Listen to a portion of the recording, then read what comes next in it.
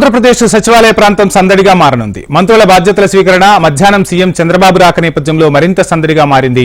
Deputy సీఎంగా పవన్ కళ్యాణ్, ఆంధ్రప్రదేశ్ హోంమంత్రిగా వంగలపూడి అనిత బాధ్యతలు స్వీకరించనున్నారు. బాధ్యతల స్వీకరణ అనంతరం మధ్యాహ్నం సచివాలయానికి చంద్రబాబు రానున్నారు. మంత్రులతో ఉన్నతాధికారులతో అంతర్గత సమీక్షలు చేయనున్నారు. ఇందులో భాగంగానే పథకాల అమలు, విధి విధానాలు, లబ్ధిదారుల ఎంపిక వంటి పలు అంశాలను చర్చించే అవకాశం ఉన్నట్లుగా తెలుస్తోంది.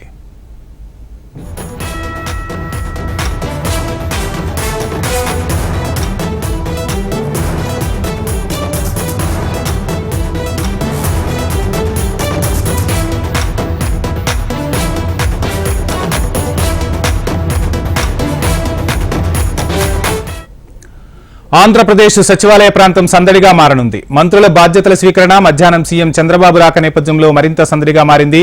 ఇక ఆంధ్రప్రదేశ్ సచివాలయం వద్ద ఉన్న సందడికి సంబంధించి ఫుల్ డీటెయిల్స్ మా ప్రతినిధి కాంతి అందిస్తారు. కాంతి, చూస్తున్న మొత్తంగా అయితే కొత్త ప్రభుత్వం ఏర్పడిన తర్వాత సచివాలయంలో సందడి వాతావరణం నెలకొంది. అదేవిధంగా ఈ రోజు ముఖ్యమైన సమీక్షలు, సమావేశాలు జరిగే అవకాశం ఉన్నట్టుగా తెలుస్తుంది. ఓవరాల్ డీటెయిల్స్ ఏంటి?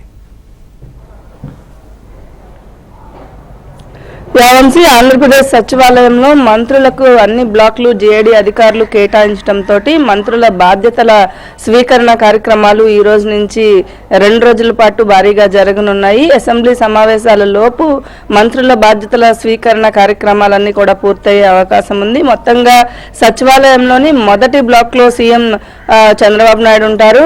2వ బ్లాక్ లో మొత్తం 7 మంత్రులకు కేటాయింపు చేయడం జరిగింది. జనసేన అధినేత పవన్ కళ్యాణ్ ఉప ముఖ్యమంత్రి హోదాలో 2వ బ్లాక్ లో ఆయన పరిపాలనను సాగిస్తారు. అదే బ్లాక్ లో హోంమంత్రి ఏదైతే అనిత కూడా ఈ రోజు బాధ్యతల స్వీకరణ ఉంది. పవన్ కళ్యాణ్ ఉప ముఖ్యమంత్రిగా బాధ్యతల స్వీకరణను ఏదైతే గతంలో విజయవాడలోని ఇరిగేషన్ క్యాంపు కార్యాలయంలో నుంచి ఈ రోజు ఉదయం 9:30కు బాధ్యతల స్వీకరణ కార్యక్రమం ఉంది. అనంతరం ఆయన పలు కీలక సమావేశాల్లో పాల్గొంటారు. ఆయన శాఖలకు సంబంధించినటువంటి అధికారులంతా కూడా బాధ్యతల స్వీకరణ అనంతరం సమీక్ష సమావేశంలో పాల్గొంటారు. మధ్యాహ్నం 1 గంట వరకు కూడా విజయవాడలోని క్యాంపు కార్యాలయంలోనే పవన్ కళ్యాణ్ ఉండబోతున్నారు. అక్కడి నుంచి తిరిగి మంగళగిరి పార్టీ కార్యాలయానికి సమీక్ష అన్ని పూర్తయిన తర్వాత మధ్యాహ్నం 1 గంటకు వెళ్తారు. ఇక సచివాలయంలోని 2వ బ్లాక్ లో హోంమంత్రిగా అనిత ఈ రోజు బాధ్యతల స్వీకరణ కార్యక్రమం ఉంది. బాధ్యతల స్వీకరణకు సంబంధించినటువంటి ఏర్పాట్లన్నింటినీ కూడా అధికారులు ఇప్పటికే పూర్తి చేయడం జరిగింది. అలాగే హోంమంత్రిగా సచివాలయంలో ఈ రోజు ఆమె 2వ బ్లాక్ లో తన పదవి స్వీకరణ కార్యక్రమం చేయబోతా ఉంది. మొత్తం చూసుకున్నట్లయితే సచివాలయంలో 2వ బ్లాక్ లో 7, 3వ బ్లాక్ లో 5 మంత్రులు, అలాగే 4వ బ్లాక్ లో 8 మంది, 5వ బ్లాక్ లో 4 మంత్రులకు ఛాంబర్లను కేటాయించారు. పవన్ కళ్యాణ్ కు 211 ఛాంబర్ ను ఆయనకు కేటాయించారు. మొదటి ఫ్లోర్ లో సెకండ్ బ్లాక్ లోని మొదటి ఫ్లోర్ లో 211 బ్లాక్ ను ఛాంబర్ ను ఆయనకి కేటాయించడం జరిగింది. పక్కనే జనసేనకి సంబంధించినటువంటి మంత్రులు ఎవరైతే ఉన్నారో వారికి కూడా పక్కన ఉన్నటువంటి ఛాంబర్లు కావాలని కోరడంతో పక్కన నాదెండ్ల మనోహర్ తో పాటు కందుల దుర్గేష్ కి కూడా 2వ బ్లాక్ లోనే మంత్రులకి ఛాంబర్ల కేటాయింపు చేయడం జరిగింది. దీంతో పాటుగా 2వ బ్లాక్ లో ఆర్థిక శాఖ మంత్రి పయావుల కేశవ్ ఉంటారు. ముఖ్యమైన కీలక శాఖలు చంద్రబాబు నాయుడు ఫస్ట్ బ్లాక్ లో ఉంటారు కాబట్టి 2వ బ్లాక్ లో కీలక శాఖలకు సంబంధించినటువంటి మంత్రులకు ఎప్పుడు కూడా అవకాశం కల్పిస్తారు. అలాగే మున్సిపల్ అడ్మినిస్ట్రేషన్ కి సంబంధించినటువంటి మంత్రి నారాయణ కూడా 2వ బ్లాక్ లోనే మొన్న ప్రమాణ అధికారం తీసుకోవడం జరిగింది. ఈ నేపథ్యంలో 2వ బ్లాక్ లో ఈ రోజు అంటే మొదటి బ్లాక్ చంద్రబాబు నాయుడు, 2వ బ్లాక్ లో ఉప ముఖ్యమంత్రితో పాటుగా హోంమంత్రి కూడా ఈ రోజు తన పదవి బాధ్యతలను తీసుకోబోతోంది. ఈ నేపథ్యంలో సాయంత్రం సచివాలయానికి చంద్రబాబు నాయుడు డైలీ సచివాలయానికి వచ్చి మంత్రుల కార్యకలాపాలు చేయాలని సూచించిన నేపథ్యంలో చంద్రబాబు నాయుడు కూడా రోజు సచివాలయానికి వస్తూ ఉన్నారు. అలాగే ఈ రోజు కూడా మధ్యాహ్నం 3 గంటలకు ఆయన సచివాలయానికి వస్తారు. సచివాలయంలో పలు కీలక అంశాలపైన శాఖలకు సంబంధించినటువంటి సమీక్షలు నిర్వహించబోతూ ఉన్నారు. వంశీ, కాంతి, పవన్ కళ్యాణ్ ఎన్నింటికి బాధ్యతలు స్వీకరించే అవకాశం ఉంది? జనసేనాని ఎప్పుడు బాధ్యతలు స్వీకరిస్తారా అని చెప్పి జనసేనాని అభిమానులతో పాటు యావత్ రాష్ట్రం కూడా ఎదురు చూస్తుంది. అదేవిధంగా ఈ రోజు బాధ్యతల స్వీకరణ ఎన్ని గంటలకు ఉండే అవకాశం ఉంది?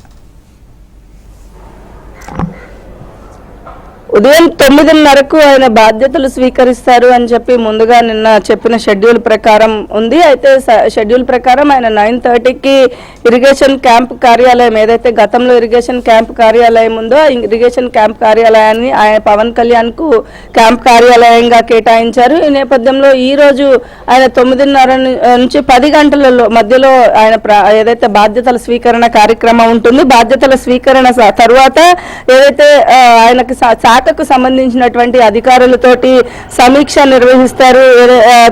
ఏదైతే ఐఏఎస్ ఐపీఎస్ తోటి 11:30కి సమీక్ష ఉంది. 9:30కి పవన్ కళ్యాణ్ బాధ్యతలు స్వీకరిస్తారు. అలాగే 12 గంటలకు గ్రూప్ 1 గ్రూప్ 2 అధికారులతో కూడా సమావేశం ఏర్పాటు చేసుకున్నారు. 12:30కి పంచాయతీ సెక్రటరీస్ తోటి ఆయన అసోసియేషన్ తోటి ఆయన సమావేశం ఏర్పాటు చేసుకున్నారు. అలా మధ్యాహ్నం 1 గంట వరకు కూడా గంట పాటు ఒక్కొక్కరితోటి సమావేశం ఏర్పాటు చేసుకున్నారు. మధ్యాహ్నం 1 గంటన్నరకు తిరిగి ఆయన మంగళగిరిలోని పార్టీ ఆఫీస్ కి వెళ్ళబోతున్నారు. వంశీ గాంధీ, మరొక అప్డేట్ కూడా అందుతోంది. అసెంబ్లీ సమావేశాలు ఏర్పాటు చేసే అవకాశం ఉన్నట్టుగా కూడా తెలుస్తుంది. స్పీకర్ ఎన్నిక, అదేవిధంగా ప్రొటెం స్పీకర్ ఎన్నిక, సభ్యుల ప్రమాణ స్వీకారాలు కూడా జరగబోతున్నట్టు తెలుస్తుంది. దీనికి సంబంధించి ఏమైనా అప్డేట్స్ అందుతున్నాయా?